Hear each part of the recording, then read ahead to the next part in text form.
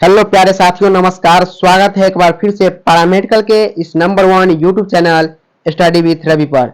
जी हाँ दोस्तों, तो आज हम बात करने वाले हैं सामान्य ज्ञान यानी जीके के टॉप 50 क्वेश्चंस की। जी हाँ दोस्तों, यकीन बैच में आप सभी का स्वागत है। बिहार पैरामेडिकल एंट्रेंस एग्जाम की तैयारी आज से ही कर दीजिए, क्योंकि दोस्तों कंपटीशन बहुत ज़्यादा तगड़ा हो गया है और 2024 की तैयारी हमने कराना स्टार्ट किया है यकीन बैच से।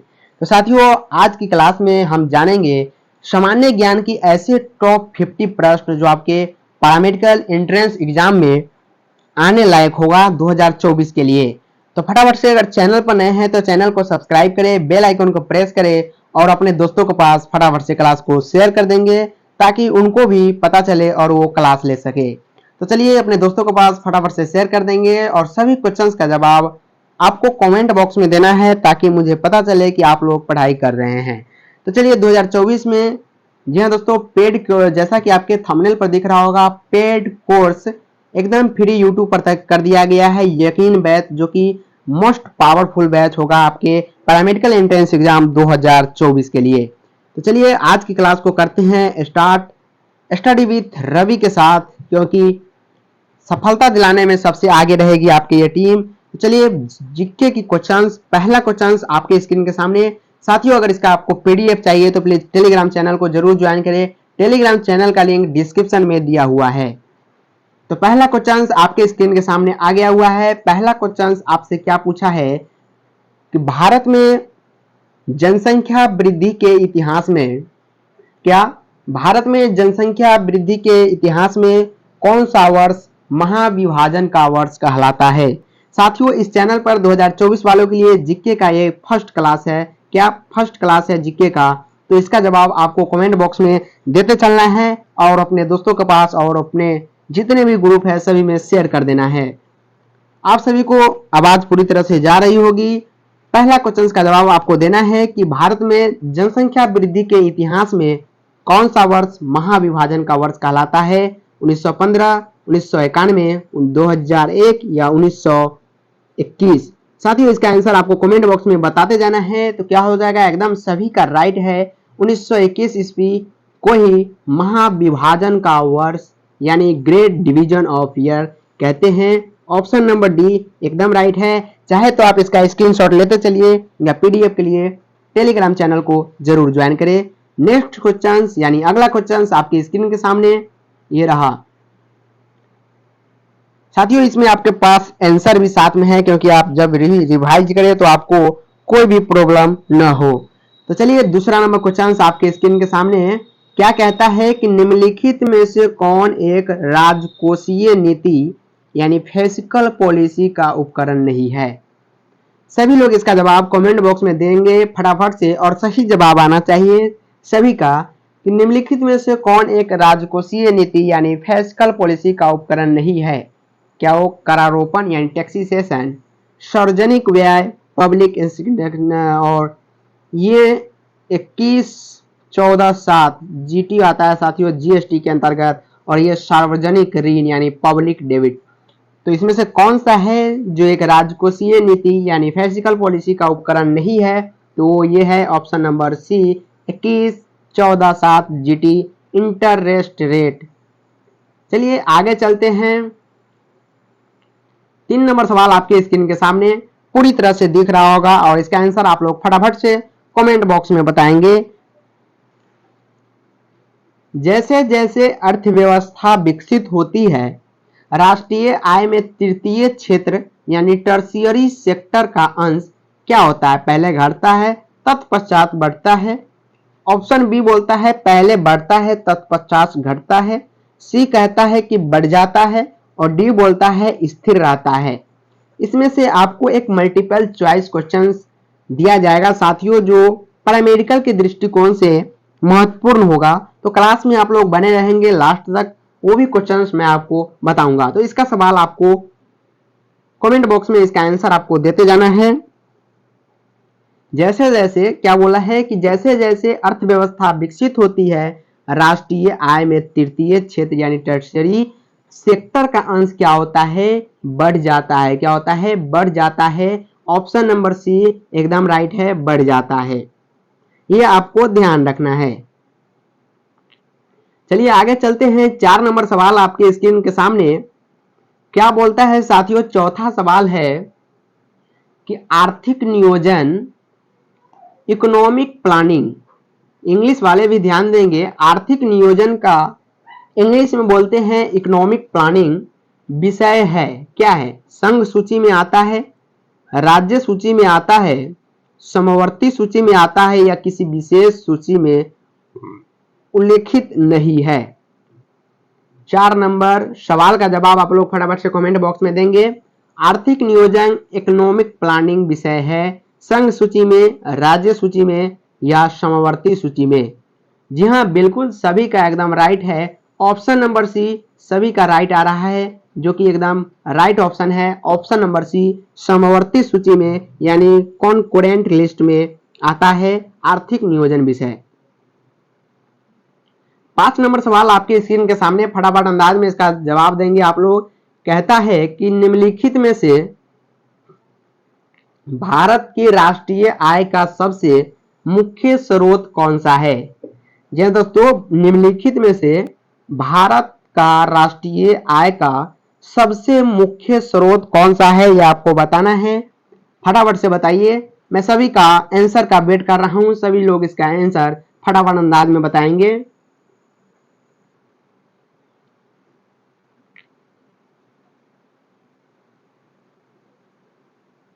जी हाँ, सभी का आंसर फटाफट से कमेंट बॉक्स में आना चाहिए।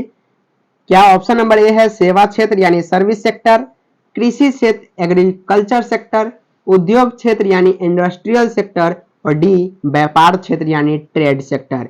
यह सभी का आंसर आना चाहिए कि निम्नलिखित में से भारत की राष्ट्रीय आय का मुख्य स्रोत कौन सा है, ये आपको बताना है, जो कि मोस्ट इंपोर्टेंट सवाल है और आपके पैरामेडिकल के दृष्टिकोण से और भी ज्यादा इंपॉर्टेंट है। साथियों, एक आवश्यक सूचना कि आप लोगों के पास अगर कोई भी हो दोस्त भाई बहन जो 12th की तैयारी कर रहे हो, तो इस पर चैनल पर लक्ष्य बैच की शुरुआत कर दी गई है 2024 के लिए। तो अपने भाई बहन और जो भी ग्रुप है 2024 वालों के लिए उनमें शेयर कर देंगे ताकि सभी का भला हो। तो सभी का राइट आंसर है इसका, निम्नलिखित में से भारत का राष्ट्रीय आय का सबसे मुख्य स्रोत कौन सा है? सर्विस क्षेत्र। जी हाँ, सर्विस क्षेत्र ही यानी सर्विस सेक्टर सबसे बड़ा राष्ट्रीय आय का मुख्य स्रोत है। ऑप्शन नंबर ए बिल्कुल राइट है। आगे चले। 6 नंबर सवाल आपके स्क्रीन के सामने, इसका आंसर आप लोग कमेंट बॉक्स में फटाफट से देंगे। कहता है कि इनमें से कौन नेता नरमपंथी था? जी दोस्तों, ये पैरामेडिकल में लगभग 4 से 5 बार ये क्वेश्चन पूछा गया है। कितने बार? 4 से 5 बार ये क्वेश्चन आपसे पूछा गया है नरमपंथी के बारे में। इनमें से कौन नेता ऐसे थे जो नरमपंथी थे? यानी नरमपंथी कहने का मतलब नरम दिमाग के थे, ये आपको बताना है। क्या वो बाल गंगाधर तिलक थे, या दादा भाई नौरोजी थे, या लाला लाजपत राय थे, या बिपिन चंद्र पाल थे? इनमें से सिर्फ आपके पास एक ही आंसर है और 4 ऑप्शन आपको भी पैरामेडिकल के एंट्रेंस एग्जाम में मिलेंगे। उसमें से आपको एक ऑप्शन को चूज करना है जिसका आपको 5 नंबर दिया जाएगा। जी हाँ दोस्तों, एक ऑप्शन चूज कीजिए और 5 नंबर ले जाइए। ऐसा सिस्टम आपके पैरामेडिकल के एग्जाम में रहता है। तो इसका जवाब क्या हो जाएगा? दादा भाई नौरोजी, जो सभी का राइट ऑप्शन आ रहा है। दादा भाई नौरोजी नरमपंथी था। आगे चले तो 7 नंबर सवाल आपके स्क्रीन के सामने, मोस्ट इंपोर्टेंट क्वेश्चंस इसको भी हम बोलेंगे। 7 नंबर सवाल क्या कहता है कि होम रूल लिंग की स्थापना किसने की?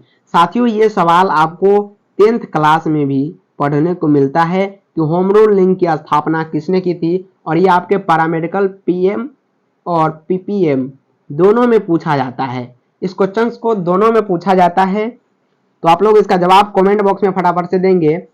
होम रूल लिंग की स्थापना किसने की? फटाफट से बताइए आप लोग। सभी का मैं वेट कर रहा हूं, आंसर का वेट मैं सभी का कर रहा हूं। होम रूल लिंग की स्थापना किसने की थी?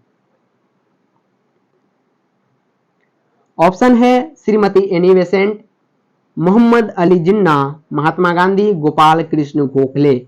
जी हाँ, कौन है होम रूल लिंग के संस्थापक? यानी महात्मा गांधी तो नहीं है, श्रीमती एनी बेसेंट सभी का राइट आंसर है। 1 2 इधर उधर जा रहे हैं। बिल्कुल ऑप्शन नंबर ए एकदम सही है। Shrimati Annie Besant home rule league की स्थापना किया था। महात्मा गांधी को बापू के नाम से जानते हैं और गोपाल कृष्ण गोखले इनके राजनीतिक गुरु थे। ये आपको याद रखना है, महात्मा गांधी के। चलिए 8 नंबर सवाल आपके स्क्रीन के सामने ये रहा। 8वां सवाल का जवाब आपको फटाफट से कमेंट बॉक्स में देना है। क्या है? इंडियन नेशनल यूनियन की स्थापना कब हुई? यह दोस्तों इंडियन नेशनल यूनियन की स्थापना कब हुई? इंग्लिश वाले भी इसको इंग्लिश में ऐसे ही पढ़ते हैं, इंडियन नेशनल यूनियन की स्थापना कब हुई आपको बताना है। 1882, 1884 या 1886 या 1888। फटाफट से अंदाज में इसका जवाब आपको देना है। सभी लोगों का आंसर आना चाहिए कमेंट बॉक्स में और क्लास को फटाफट से शेयर करते जाइए ताकि ज्यादा से ज्यादा स्टूडेंट जुड़ सके और सभी को लाभ मिल सके। तो इंडियन नेशनल यूनियन की स्थापना 1884 यानी ऑप्शन नंबर बी एकदम राइट है। 1884 में इंडियन नेशनल यूनियन की स्थापना हुई थी। आगे चले तो 9 नंबर सवाल आपके स्क्रीन के सामने। पूर्ण स्वराज की घोषणा के बाद, अगला सवाल है 9 नंबर सवाल क्या है? पूर्ण स्वराज की घोषणा के बाद प्रथम स्वतंत्रता दिवस कब मनाया गया? 26 जनवरी 1926, 26 जनवरी 1929 या 26 जनवरी 1930 या 26 जनवरी 1935। सभी लोग इसका जवाब देंगे कि पूर्ण स्वराज की घोषणा के बाद भारत स्वतंत्रता दिवस कब मनाया था। जी हाँ, सभी का राइट आंसर है, सभी का एकदम बिल्कुल राइट है। 26 जनवरी 1930 को पूर्ण स्वराज की घोषणा के बाद सबसे पहला स्वतंत्रता दिवस मनाया गया था। साथियों फॉर पीडीएफ यानी पीडीएफ के लिए टेलीग्राम चैनल को जरूर ज्वाइन करें। डिस्क्रिप्शन में टेलीग्राम चैनल का लिंक दिया गया है, वहां आप जाके टेलीग्राम चैनल को ज्वाइन कर ले ताकि रोज का पीडीएफ आपको वहां पर मिलता रहे। चलिए आगे चलते हैं। 10 नंबर सवाल आपकी स्क्रीन के सामने ये रहा कि भारत में प्रथम 1 मिनट सॉरी दोस्तों, चलिए 10वां नंबर सवाल आपके स्क्रीन के सामने है कि भारत में प्रथम अंतरिम सरकार की स्थापना कब की गई? यानी भारत में प्रथम बार अंतरिम सरकार की स्थापना कब की गई ये आपको बताना है। 9 अगस्त 1945। ऑप्शन बी कहता है 2 सितंबर 1946, ऑप्शन सी 13 अक्टूबर 1946 या 29 फरवरी 1947। भारत में प्रथम अंतरिम सरकार की स्थापना कब की गई ये आपसे पूछा जा रहा है कि अंतरिम सरकार यानी भारत में जो प्रथम अंतरिम सरकार की स्थापना कब की गई थी ये आपसे पूछा जा रहा है। तो बिल्कुल सभी का राइट आंसर है ऑप्शन नंबर बी एकदम सही है। 2 सितंबर 1946 ईस्वी को भारत में प्रथम अंतरिम सरकार की स्थापना की गई थी। आगे चलते हैं। 11 नंबर सवाल आपके स्क्रीन के सामने कहता है 11 नंबर सवाल कि भारत में मंत्री परिषद की अधिकतर सदस्य के लिए जाते हैं। क्या भारत में मंत्री परिषद की अधिकतर सदस्य के लिए जाते हैं? मतलब भारत में जो मंत्री है अधिकतर कहां जाते हैं? लोकसभा में, लोकसभा से, राज्यसभा से, नौकरशाही से या अंतरराज्यीय परिषद समिति से। तो भारत में मंत्री परिषद के अधिकतर सदस्य के लिए जाते हैं ये लोकसभा से जाते हैं। कहां से? लोकसभा से। ऑप्शन नंबर ए बिल्कुल राइट है, लोकसभा। आगे चले 12 नंबर सवाल आपके स्क्रीन के सामने ये रहा, थोड़ी लैंग्वेज लंबी है। 12 नंबर सवाल आपसे पूछा है कि मंत्री परिषद के सदस्य का सामूहिक उत्तरदायित्व का अर्थ है कि वे ऑप्शन नंबर ए भारत के प्रधानमंत्री और राष्ट्रपति के प्रति डैश भी उत्तरदायी होते हैं, ऑप्शन बी लोकसभा और राज्यसभा के प्रति उत्तरदायी होते हैं, ऑप्शन सी अपने अपने विभागों के संचालन के लिए तथा दूसरे विभाग के लिए उत्तरदायी होते हैं और ऑप्शन नंबर डी इनमें से सभी। चलिए फटाफट से कमेंट बॉक्स में बताएंगे, 12 नंबर सवाल का जवाब बताएंगे कि मंत्री परिषद के सदस्य के सामूहिक उत्तरदायित्व का अर्थ है कि वे अपने अपने विभागों के संचालन के लिए तथा दूसरे विभागों के लिए उत्तरदायी होते हैं? ऑप्शन नंबर सी एकदम राइट है। आगे चले 13 नंबर सवाल आपके स्क्रीन के सामने, ये भी थोड़ी लंबी है। 13 नंबर सवाल क्या बोलता है कि संविधान के किस संशोधन के अंतर्गत निजी संपत्ति का अधिकार मौलिक अधिकारों की सूची से निकाल दिया गया है? चलिए फटाफट से बताइए कि संविधान के किस संशोधन यानी संविधान में कब संशोधन किया गया जिसके अंतर्गत निजी संपत्ति का अधिकार मौलिक अधिकारों की सूची से हटा दिया गया? फटाफट से कमेंट बॉक्स में सभी का जवाब आना चाहिए और अपने दोस्तों को पास फटाफट से क्लास को शेयर करें। चैनल को सब्सक्राइब नहीं किए हैं तो प्लीज चैनल को सब्सक्राइब कर ले, बेल आइकन को प्रेस कर ले और वीडियो को लाइक जरूर करें। तो संविधान के किस संशोधन के अंतर्गत निजी संपत्ति का अधिकार मौलिक अधिकारों की सूची से निकाल दिया गया साथियों? कौन सा था फटाफट से बताएंगे? तो 44वें अनुसूची था साथियों। ऑप्शन नंबर सी एकदम राइट है, 44वें अनुसूची के अंतर्गत था। 14 नंबर सवाल मोस्ट इंपोर्टेंट सवाल है और पैरामेडिकल में ये पूछने लायक है साथियों, पीएम और पीपीएम दोनों में, क्योंकि दोनों का सिलेबस सेम टू सेम ही रहता है। तो 14 नंबर सवाल का जवाब आप लोग बताइए कि किस राज्य के साथ बिछुआ लोक नृत्य संबंधित है? यानी ऐसा कौन सा राज्य है जिसके अंतर्गत बिछुआ लोक नृत्य संबंधित है? वहां बिछुआ लोक नृत्य होता है, क्या वो असम में, मणिपुर में, पश्चिम बंगाल या उड़ीसा?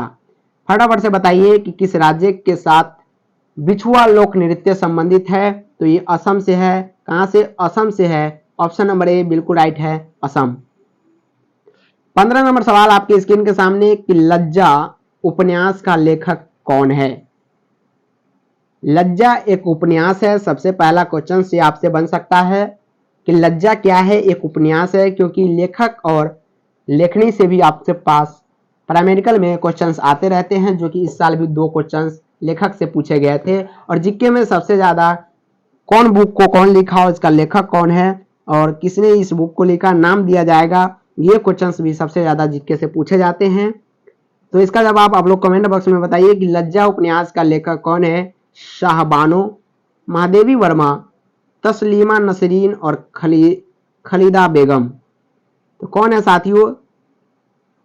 जी हाँ, बिल्कुल राइट ऑप्शन है सभी का, तस्लीमा नसरीन लज्जा उपन्यास के लेखक है। ऑप्शन नंबर सी एकदम राइट है। आगे चले 16 नंबर सवाल आपके स्क्रीन के सामने, फटाफट अंदाज में इसका उत्तर देंगे आप लोग सभी का जवाब आना चाहिए। 16 नंबर सवाल है कि विश्व पर्यटन दिवस कब मनाया जाता है? क्या विश्व पर्यटन दिवस कब मनाया जाता है ये आपको बताना है। 25 सितंबर, ऑप्शन बी बोल रहा है 26 सितंबर, ऑप्शन सी 27 सितंबर और ऑप्शन डी 24 सितंबर। साथियों इस साल सभी कोर्सेज, सभी विषयों के ऑल सब्जेक्ट की कोर्सेज यूट्यूब पर फ्री कराया जा रहा है, तो अपने दोस्तों से जरूर ये क्लास को शेयर कीजिए और सभी ग्रुपों में जरूर फैलाएं। तो विश्व पर्यटन दिवस 16 नंबर सवाल पूछता है कि विश्व पर्यटन दिवस कब मनाया जाता है? तो सभी का एकदम राइट है, 27 सितंबर विश्व पर्यटन दिवस के रूप में जाना जाता है। अगला सवाल यानी 17 नंबर सवाल आपके स्क्रीन के सामने, किन राज्यों से होकर चंबल नदी बहती है? इसका जवाब आप लोग फटाफट से कमेंट बॉक्स में बताएंगे कि किस राज्य से होकर चंबल नदी बहती है। ऑप्शन ए उत्तर प्रदेश, मध्य प्रदेश और राजस्थान, ऑप्शन बी मध्य प्रदेश, बिहार और उत्तर प्रदेश, ऑप्शन सी राजस्थान, मध्य प्रदेश व बिहार, या ऑप्शन डी गुजरात, मध्य प्रदेश और उत्तर प्रदेश। तो आपको बताना है कि किन राज्यों से होकर चंबल नदी बहती है। तो साथियों ये उत्तर प्रदेश से होते हुए मध्य प्रदेश और राजस्थान से होकर गुजरती है चंबल नदी। ऑप्शन नंबर ए एकदम राइट है। चलिए अगला सवाल आपके स्क्रीन के सामने ये रहा, 18 नंबर सवाल आपके स्क्रीन के सामने कि भूमि से चारों ओर बंद यानी लैंडलॉक्ड, लैंडलॉक्ड का मतलब है चारों ओर से बंधा हुआ, कौन सा राज्य है? ऐसी कौन सी राज्य है, मान लीजिए ये राज्य है और इसके चारों तरफ से भूमि है और भूमि समतल में नहीं है, इसे ढके हुए है, ऐसा लगता है कि ये उठा हुआ है, ऐसा लगता है ये भूमि उठा हुआ है और ये पहाड़ की तरह बन गया है। तो भूमि से चारों ओर बंद है यानी लैंड लॉक्ड कौन सा राज्य है? गुजरात, आंध्र प्रदेश, बिहार या पश्चिम बंगाल? जी हाँ दोस्तों, बिहार एक ऐसा राज्य है जो भूमि से चारों ओर से घिरा हुआ है। और आप लोग देने जा रहे हैं बिहार पैरामेडिकल के लिए एग्जाम, तो ये सवाल आपसे पूछा जा सकता है। इसे आप एमबीबीआई की लिस्ट में डाल सकते हैं। ऑप्शन नंबर सी एकदम राइट है। आगे चले तो 19 नंबर सवाल आपके स्क्रीन के सामने। 19 नंबर सवाल क्या पूछा है? किस राज्य के साथ झारखंड के दामोदर घाटी परियोजना में साझेदारी है? ऐसी कौन सी राज्य है जिसके साथ दामोदर घाटी परियोजना में साझेदारी की गई है? मध्य प्रदेश, उत्तर प्रदेश, उड़ीसा या पश्चिम बंगाल? इसका जवाब आप लोग फटाफट से कमेंट बॉक्स में देंगे और स्टडी विथ रवि चैनल को फटाफट से सब्सक्राइब करेंगे। तो किस राज्य के साथ साथियों? जी हाँ, बिल्कुल सभी का पश्चिम बंगाल एक ऐसा राज्य जो झारखंड के दामोदर घाटी परियोजना से साझेदारी करके रखते हैं। तो स्टडी विद रवि चैनल को फटाफट से सब्सक्राइब करते रहिए, अपने दोस्तों के पास शेयर करते रहिए। 11th 12th और साथ ही साथ Bihar paramedical and Bihar police all subject की तैयारी एकदम फ्री ऑफ कॉस्ट आपके इस YouTube channel study with Ravi पर उपलब्ध रहेगा 24 घंटे। तो चलिए आज का 20 नंबर क्वेश्चन क्या कहता है कि कौन सा राज्य डाक क्षेत्र 8 के अंतर्गत आता है? जी हाँ दोस्तों, बिहार के जनगणना के अनुसार ये क्वेश्चंस बनाए गए हैं, जो कि फिर से जनगणना हो रही है तो उसमें परिवर्तन किया जाएगा। लेकिन 2011 के जनगणना के अनुसार ये आपसे क्वेश्चंस बनाया गया है कि कौन सा राज्य डाक क्षेत्र 8 के अंतर्गत आता है, ये आपको बताना है। क्या उड़ीसा, बिहार, मध्य प्रदेश, पश्चिम बंगाल? यानी ये आपसे पूरे भारत के बारे में पूछा गया है। तो कौन आता है साथियों? फटाफट से जवाब इसका देंगे आप लोग कमेंट बॉक्स में। जी हाँ दोस्तों, बिहार आता है। कौन? बिहार आता है। इसलिए हमने बोला कि न्यू जो होगा उसके अंतर्गत आपको फिर से अपडेट किया जाएगा। तो बिहार 8 के अंतर्गत आता है, ये आपको ध्यान रखना है। 21 नंबर सवाल आपके स्क्रीन के सामने क्या है कि किस सदन में अध्यक्षता करने वाले अधिकारी उस सदन का सदस्य नहीं होता? ये नहीं आपको यहाँ पे ध्यान रखने वाली बात है, ये आपको कंफ्यूज कर सकता है। तो 21 नंबर सवाल का जवाब आप लोग बताइए कि किस सदन में अध्यक्षता करने वाले अधिकारी उस सदन का सदस्य नहीं हो सकता? यानी मान लीजिए आप इस सदन में अध्यक्ष है तो इस सदन के आप सदस्य नहीं है, ये आपको ध्यान में रखना है। क्या? और लोकसभा, राज्यसभा, विधानसभा या विधान परिषद? साथियों राज्यसभा। जी हाँ दोस्तों, राज्यसभा के अंतर्गत जो भी अधिकारी होते हैं अध्यक्षता के, वो उसके सदस्य नहीं होते। ऑप्शन नंबर बी एकदम राइट है। आगे 22 नंबर सवाल आपकी स्क्रीन के सामने क्या कहता है कि भील जाति कहाँ पाई जाती है? भील ऐसी जाति एक होती है जो कहाँ पाई जाती है, ये आपको बताना है। Option A Assam, option B Jharkhand, option C Paschim Bangal और या ऑप्शन डी महाराष्ट्र? साथियों इस चैनल पर आपको बायोलॉजी की क्लास बहुत सारे कराई गई है 2024 के लिए बायो को, इसका प्लेलिस्ट बना हुआ है या वीडियो में जाके आप लोग देख सकते हैं। कुछ दिन ही पहले पढ़ाया गया है। उसके बाद बायोलॉजी के बाद केमिस्ट्री की भी क्लास की गई है और ये जीके का हो रहा है। इसके बाद आपके पास फिजिक्स का आएगा और हिंदी का आएगा, बहुत सारे क्लास आते रहेंगे। तो इसका जवाब आप लोग बताएंगे कि भील जाति कहाँ पाई जाती है? तो ये महाराष्ट्र में पाया जाता है साथियों। कहाँ पे? महाराष्ट्र में पाया जाता है, ये आपको ध्यान रखना है। मोस्ट इंपॉर्टेंट हो सकता है आपके पैरामेडिकल के लिए। आगे चले तो 23 नंबर सवाल आपके स्क्रीन के सामने क्या कहता है कि एक उच्च न्यायालय का न्यायाधीश अपना त्यागपत्र संबोधित करता है। किसको करता है, ये आपको बताना है। और एक क्वेश्चन का जवाब आपको कमेंट बॉक्स में देना है। मैं ये पूछ रहा हूँ कि राष्ट्रपति का त्यागपत्र किसे दिया जाता है? इसका जवाब आप लोग कमेंट बॉक्स में देंगे कि राष्ट्रपति अपना त्यागपत्र किनके हाथों में देते हैं। और अभी के लिए इसका जवाब आप लोग कमेंट बॉक्स में बताएंगे। एक उच्च न्यायालय का न्यायाधीश का अपना त्यागपत्र संबोधन करता है। किसको करता है? जी हाँ बिल्कुल, राष्ट्रपति को करता है। ऑप्शन नंबर ए एकदम राइट है, राष्ट्रपति। सभी का राइट ऑप्शन आ रहा है, ऑप्शन ए राष्ट्रपति। चलिए आगे चलते हैं। 22 नंबर सवाल क्या है कि भारतीय संविधान में कितनी भाषाओं के रूप में मान्यता प्राप्त है। यानी भारत के जो संविधान है उस संविधान में कितनी भाषाओं को रखा गया है, ये आपसे पूछा गया है। यानी कितनी भाषाओं को बोलना भारत में उसे मान्यता दिया गया है बोलने के लिए। क्या वो 12 है, 14 है, 18 है या 22 है? 12, 14, 18, 22 कौन सा ऑप्शन होगा? जी हाँ, कौन सा होगा? ऑप्शन नंबर डी एकदम राइट है, 22। 22 ऐसी भाषाओं हैं जिसका मान्यता प्राप्त है भारत में। 25 नंबर सवाल मोस्ट इंपोर्टेंट क्वेश्चन कह रहा है कि किस विकास खंड पर पंचायत समिति होती है। इसका जवाब आपको कमेंट बॉक्स में देना है कि किस विकास खंड पर पंचायत समिति होती है। एक सलाहकार समिति, एक प्रकाशीय अधिकरण, एक परामर्शदात्री समिति, परामर्शदात्री समिति और एक निरीक्षण प्राधिकरण। यह सभी का एकदम राइट है, ऑप्शन नंबर सी एक परामर्शदात्री समिति। ऑप्शन नंबर सी एकदम सही है। एक विकास खंड का पंचायत समिति का यही परामर्श समिति होता है। 26 नंबर सवाल आपकी स्क्रीन के सामने है।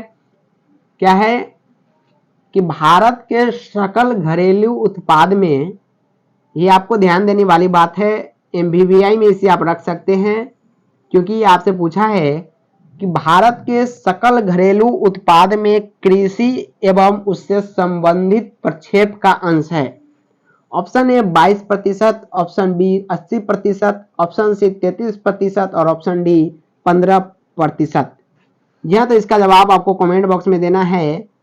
संबंधित प्रक्षेपण का अंश कितना है? तो ये 22% है। ऑप्शन नंबर ए एकदम राइट है, 22%। चलिए आगे 27 नंबर सवाल 27 मिनट में आपको करा दिए हैं। 27 नंबर सवाल क्या है कि इंद्रधनुष क्रांति का संबंध है। जी दोस्तों, इंद्रधनुष क्रांति का संबंध क्या है ये आपको बताना है। हरित क्रांति से है, श्वेत क्रांति से है, नीली क्रांति से है या इनमें से सभी है? जी हाँ, सभी का राइट आंसर है ऑप्शन नंबर डी, तीनों से है इंद्रधनुष का संबंध। क्योंकि इंद्रधनुष में कितने रंग होते हैं ये आपको बताना है कमेंट बॉक्स में। कहाँ बताना है? कमेंट बॉक्स में बताना है। आगे चले तो 28 नंबर सवाल बिहार राज्य से कहता है कि बिहार राज्य की शिशु मरणांक दर क्या है। यानी शिशु के मरने की दर बिहार राज्य में क्या है, ये आपसे पूछा गया है। फटाफट से इसका आंसर आप लोग कमेंट बॉक्स में बताएंगे कि बिहार राज्य की शिशु मरणांक दर क्या है। झारखंड से अधिक है या झारखंड के बराबर है या झारखंड से कम है या अखिल भारतीय स्तर पर है? जी हाँ दोस्तों, तो बिहार राज्य के शिशु मरणांक दर यानी कितना है साथियों? मरणांक दर झारखंड से कम है। क्या है? झारखंड से कम है, झारखंड में सबसे ज्यादा है। 29 नंबर सवाल क्या कहता है कि बिहार के इतिहास में पहली बार, जी हाँ, बिहार के इतिहास में पहली बार राज्य का आर्थिक सर्वेक्षण प्रस्तुत किया गया। किसके द्वारा किया गया साथियों? बिहार के इतिहास में पहली बार राज्य आर्थिक सर्वेक्षण नीतीश कुमार जी के द्वारा, लालू प्रसाद जी या सुशील मोदी के द्वारा या इनमें से कोई नहीं। जी दोस्तों, लेटेस्ट क्वेश्चन है ये और 2024 में आपसे चांस रहेगा कि ये पूछ सकता है। तो बिहार के इतिहास में पहली बार राज्य का आर्थिक सर्वेक्षण प्रस्तुत सुशील मोदी के द्वारा किया गया। ऑप्शन नंबर सी एकदम राइट है, सुशील मोदी। तो एक और रिक्वेस्ट, जब तक आप सब्सक्राइब नहीं करेंगे, शेयर नहीं करेंगे, तब तक मैं ये रिक्वेस्ट करता रहूंगा। साथियों 1000 सब्सक्राइब के नजदीक हम पहुंच चुके हैं। आप लोग इसमें सपोर्ट करें, ज्यादा से ज्यादा शेयर करें।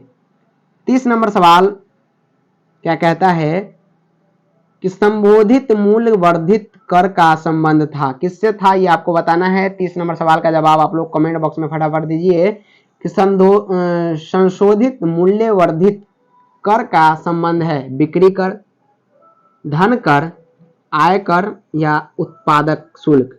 क्या है आपको बताना है साथियों। तो क्या है? बिक्री कर है। क्या है? बिक्री कर। ऑप्शन नंबर ए एकदम राइट है, बिक्री कर। चलिए आगे 31 नंबर सवाल, थोड़ा जूम आउट करता हूं, बड़ा क्वेश्चन है। 31 नंबर सवाल का जवाब आपको देना है। क्या पूछा है आपसे कि भारत में सबसे अधिक मछली किस राज्य में पकड़ी जाती है?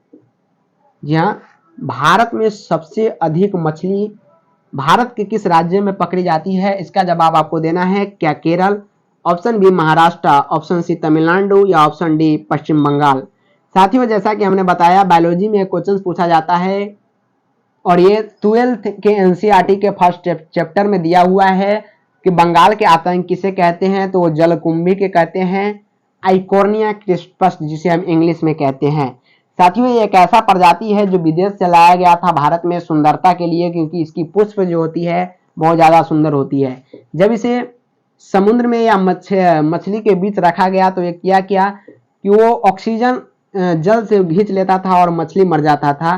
तो ये बंगाल के आतंक के नाम से इसलिए जाना जाता है क्योंकि बंगाल में सबसे ज्यादा मछली का उत्पादन होता है और वहां की अर्थव्यवस्था मछली पर ही टिकी हुई है। तो सबसे अधिक किस राज्य में पकड़ी जाती है? पश्चिम बंगाल में पकड़ी जाती है। ये आपको ध्यान में रखना है। और बायोलॉजी का जो क्वेश्चन हमने बताया कि बंगाल का आतंक किसे कहते हैं, ये भी क्वेश्चन आपको याद रखना है।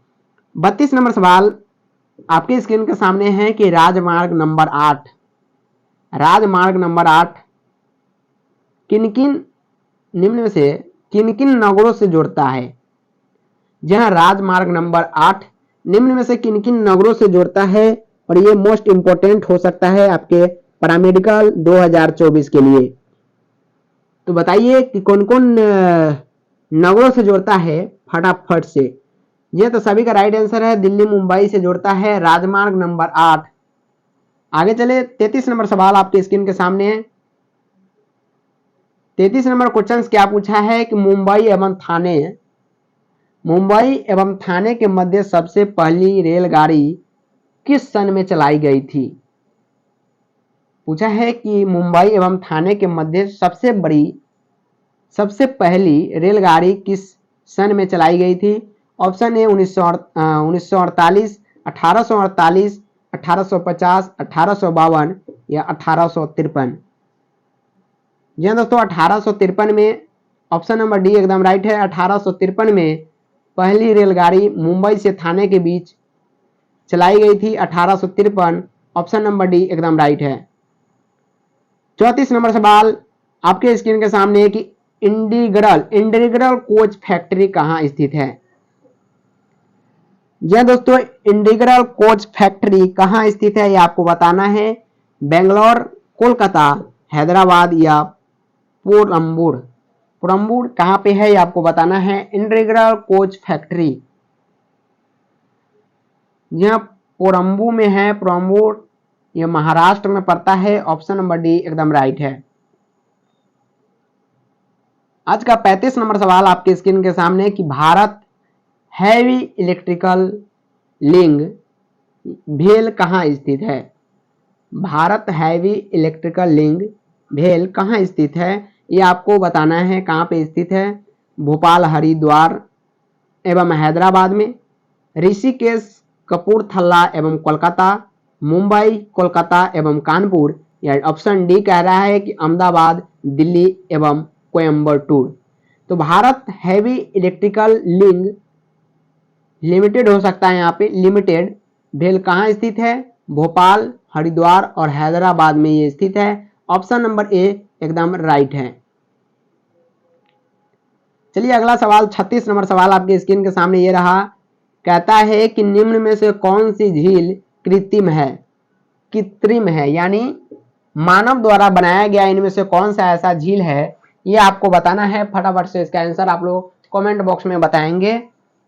क्या वो डल है, चिल्का है, जयसमंद है या नौकुचिया ताल है? यह कौन सी ऐसी झील है जो कृत्रिम है? तो जयसमंद ऑप्शन नंबर सी एकदम राइट है। चलिए आज का 37 नंबर सवाल आपके स्क्रीन के सामने है कि निम्न में से कौन सी नदी सिंधु की सबसे लंबी सहायक नदी है। जी हाँ, यहाँ पे आपसे क्वेश्चंस को घुमाया गया है, यहाँ आपको डायरेक्ट क्वेश्चंस नहीं पूछा गया है। यहाँ पूछा है कि कौन सी नदी सिंधु नदी की सबसे लंबी नदी पूछी है, सहायक है। यानी सिंधु नदी तो सबसे बड़ा है ही, लेकिन उसकी सहायता करने वाली सबसे लंबी नदी कौन सी है ये आपको बताना है साथियों। तो कौन सी है, फटाफट से कमेंट बॉक्स में इसका आंसर बताएंगे। जी हाँ, चिनाब नदी, ऑप्शन नंबर ए एकदम राइट है, चिनाब नदी। आगे चले तो 38 नंबर सवाल आपकी स्क्रीन के सामने, फटाफट अंदाज में करेंगे क्वेश्चंस को। कहता है कि निम्न में से कौन सा पर्वत सबसे पुराना है। चलिए फटाफट से बताइए, इसका जवाब आपको पता होगा कि निम्न में से कौन सा ऐसा पर्वत है जो सबसे पुराना है। Option A Aravalli, option B Himalaya, option C Shivalik, option D Vindhya. जी हाँ साथियों, कौन सा है, अरावली सबसे पुराना पर्वत है। अरावली सबसे पुराना पर्वत है, ये आपको याद रखना है। 39 नंबर सवाल आपके स्क्रीन के सामने है, हजरत ईसा मसीह को सूली पर किस दिन चढ़ाया गया था। यह दोस्तों, हजरत ईसा मसीह को सूली को किस दिन चढ़ाया गया था, सूली पर किस दिन चढ़ाया गया था, यह आपको बताना है। यह गुड फ्राइडे के दिन, किस दिन, गुड फ्राइडे के दिन इसको सूली पर चढ़ाया गया था। ऑप्शन नंबर बी एकदम राइट है। चलिए आगे 40 नंबर सवाल आपसे क्या पूछा है कि शतरंज का खेल का आविष्कार किस देश में हुआ था। और न जाने कितने बार पैरामेडिकल पीएम और पीपीएम में पूछा गया क्वेश्चन है।